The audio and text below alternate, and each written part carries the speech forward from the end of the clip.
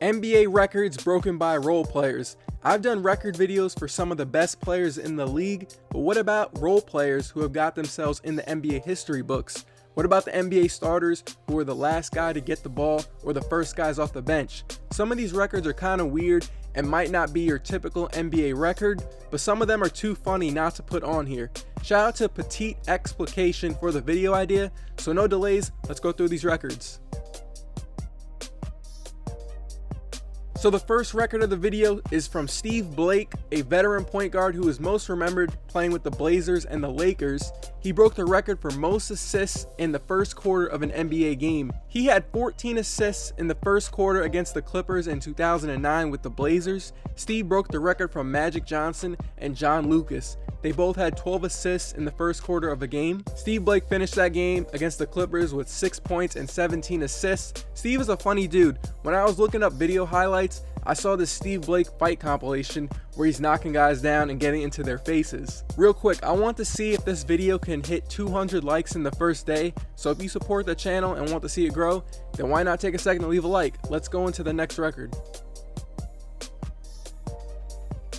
The third record is from Joel Anthony. He played for the Spurs this past year, but I would assume most of us remember him from playing with the Big Three in Miami. This record is really weird. I had to include it because it's pretty incredible and kind of funny. Joel Anthony has the record for playing the most minutes in a single game without recording a point, field goal attempt, rebound, assist, steal, or a block. He played for 28 minutes and 46 seconds on January 9, 2011 against the Blazers without picking up one of those box score stats.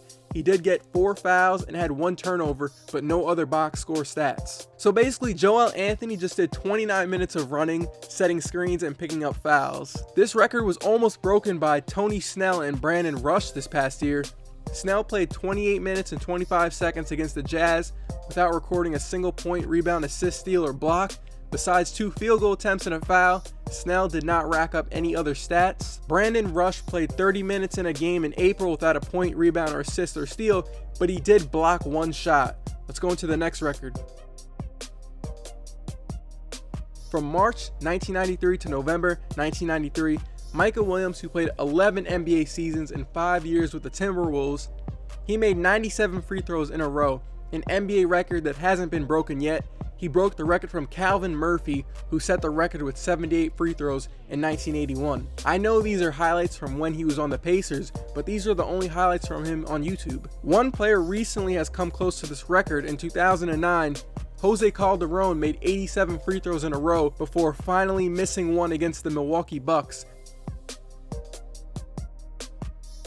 Okay, another record for Joel Anthony. This is another weird but kind of incredible one. So Joel Anthony holds the record for most offensive rebounds without a field goal attempt.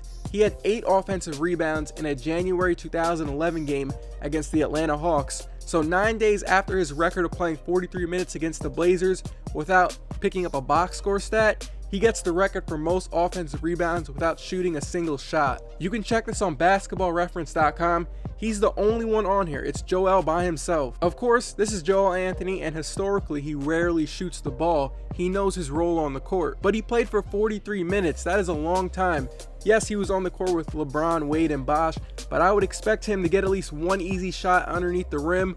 Or why didn't he put up at least one of his offensive rebounds back up at the rim? He had 8 of them and passed it out every single time. This is my favorite record on the list. Bubba Wells, who only played 1 season with the Mavericks in 1998, has the record for fouling out in less time than any other player to ever play an NBA game. He played a total of 3 minutes in the first quarter and fouled out. Now, how did a guy only play 3 minutes and foul out of a game? Well, against the Chicago Bulls, Mavericks head coach Don Nelson had a game plan, and that was to bring Bubba Wells off the bench and have him foul Dennis Rodman every time the Bulls were on offense, so they did not have to deal with Michael Jordan scoring. In theory, this should work because Dennis Rodman is a poor free throw shooter. He was a career 58% shooter at the free throw line, but the plan completely failed because Rodman made 9 out of 12 free throw attempts. Absolutely hilarious.